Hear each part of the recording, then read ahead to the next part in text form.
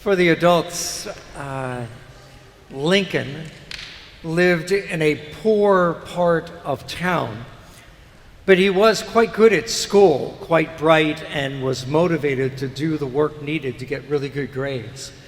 Joshua lived in the rich part of town, and Joshua was reasonably bright, but he sort of coasted through school. The two boys became friends at the beginning of their junior year, and if you will, Lincoln rubbed off on Joshua. So Joshua too began to care about school and work a little harder, and so at the end of the semester, Joshua's grades were really good. And his dad was thrilled, and so his dad gave him $250 and said to Joshua, "You deserve this. Congratulations." Joshua didn't even hesitate. He got Lincoln in his car and they went to the mall, and the idea was for them to spend this money to buy something for each of them. But as their conversation was going on, as they were in the mall, Lincoln, in a bit of a moment of bravery, actually told Joshua about a family that lived a couple houses from him, a single mother and 3 small boys. And he said they don't have a lot of money. They're not going to have much for Christmas. And he asked Joshua, could we spend some of this money on those boys? Joshua thought it was a good idea. In fact, Joshua thought it was such a good idea that they ended up spending all of the money on the 3 boys and even bought a little something for the mother.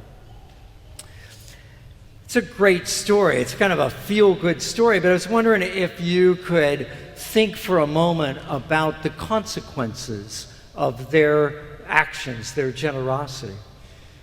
It's easy, of course, to think of Christmas morning and those 3 boys who would not expect to get much of anything for Christmas, and suddenly they've gotten all these extra presents, and it's a great day for them. The mother, too, she benefited from this in the sense that she became aware that somebody cared about her and her kids. You'd also would expect for Lincoln and Joshua to also feel good about what they did, and that was the case. Joshua later told Lincoln that what they did was way better than anything they could have possibly bought for themselves that day in the mall. But those are not the only consequences or the only results of their generosity. You have to sort of conjecture, if you will, but think of a few years down the road, maybe a dozen years down the road. Is it not possible that their act of generosity that year at Christmas could have changed the direction of that family? That those boys or the mother realizing that someone cared for them, perhaps it changed them in some meaningful way, maybe about how they interacted with others. It's entirely possible. The story of the boys' generosity was told to others, and they were then inspired in subsequent years to do something similar. So it's entirely possible that the boys' generosity had immediate effects, but also had longer-term effects, even perhaps for themselves. In the readings today, they're mostly about the second coming, or some parts of it are about the destruction of the temple in Jerusalem. But no matter how you look at it, they are focused on what's happening at the end. And Jesus offers this really interesting little line, heaven and earth will pass away. It is a reminder to us, anytime we think of the end times, it's a reminder to us that all of this, all the stuff that you and I know and enjoy, it's all temporary. It's not permanent. What is permanent is what is in the life to come. And Jesus talks about this connection, if you will, especially when it comes to stewardship. So he says, for example, store up for yourselves treasure in heaven, where nothing can destroy it, rather than store up treasure for yourself on earth, where it can be stolen or damaged by natural disasters. In the Bible study that we do on Mondays, we just recently went through a passage where Jesus makes this really interesting comment about stewardship. He says, hey, you need to be a good steward of the things of this earth, the things that pass away, so that you will demonstrate, if you will, that you can be a good steward of eternal things. In other words, Jesus somehow sees a connection between what we do now and eternity. I'm not sure I can entirely get my head around that, but it's certainly worth considering. This idea that any generosity we do, or stewardship of our time and our talent and our treasure, that those have immediate results, longer-term consequences, and then maybe eternal consequences. Let me offer you just two examples to finish up. Some of you know that the Ruskin Seafood Festival is going on out at E.G. Simmons Park this weekend. And so St. Anne, we've got a booth out there. If you're going to be out there this afternoon, I hope you'll stop by. We're down closer towards the children's area. The whole point of the booth is just to be there and to meet people and talk and answer questions if they have them. We have some things to give out if people want to take them. It is, a generosity of time on the part of some parishioners that they're going to be out there with myself yesterday and today. So think about it. What's the result of that? Well, indeed, there might be some immediate consequences. I had a wonderful discussion yesterday with some people about getting married in the church, and they didn't fully understand the issues of annulments and things like that. It was a good conversation. Might well lead to them being married in the church. Talked to a Baptist guy who had been told stuff about the Catholic Church that wasn't quite right, and so we were able to talk through some of that. So there were definitely immediate moments in our work there.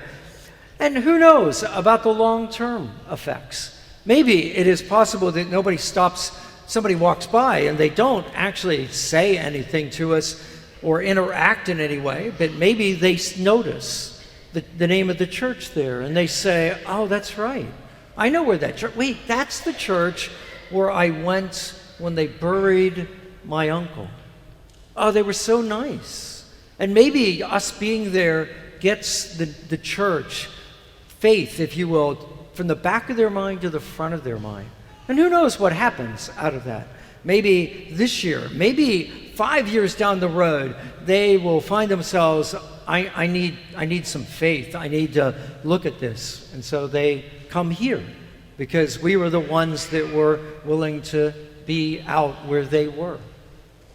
And of course, the eternal significance, who knows about that? Who knows that perhaps a conversation that we have out there, or again, someone just seeing us there, that does not somehow change the course of their faith journey, and that they make it to heaven because of it. If you want a different example, the last one I'll do, would be a money example. Some of you have been around long enough that you have given to the Catholic Ministry or Appeal, or it used to be called the Annual Pastoral Appeal, for years. But think back, if you by chance gave money between 2011 and 2016, what was the result of that? Well, it might not have been very much immediate result, because those kind of offerings, it's not quite the same as buying toys for some kids where you know immediately what happened. Just putting some money in an envelope and sending it off to the diocese, maybe that doesn't actually do much for you. And so maybe you don't even know of any immediate consequences. But down the line, Father Anthony and I were both in seminary formation during those years. And so you didn't know it at the time, but when you put some of your money in those envelopes and sent it off, some of that money went to seminarian formation. You contributed to the education of Father Anthony and I. And look at the effects of that. 10, 15 years ago, you gave money, not realizing that you were giving money to the formation of your future pastor and associate. How would you have known? But that's the way giving works sometimes. If He will, it sort of comes back to us. And what of the eternal significance? Well, again, it's hard. You wouldn't know, but is this not possible? That you yourself, you would get to heaven and you would meet somebody there who would say to you, "Oh, I'm so glad to see you. I've wanted to thank you because you gave some money to the appeal, and that appeal helped Father Anthony become a priest. And Father Anthony was the one that came to my home to give me last rites, and that is why I'm here. And had you not done that, given that money, perhaps it all would have worked out differently." It is the real beauty of being a good steward. If you're not, if it's all selfish, well, it's just all about you. But if you're willing to take this idea seriously, that all this stuff comes from God, and we're just trying to do our best, probably imperfectly, but just our best to do what we can with it, to follow the Lord's leading, well, then what happens? Yeah, often there's going to be some immediate gratification, perhaps for us, some immediate effects for others. There will be long-term consequences in this world, and I think almost assuredly, more than perhaps we'll ever know, there will be consequences in the life after, in eternity, because of what we have done.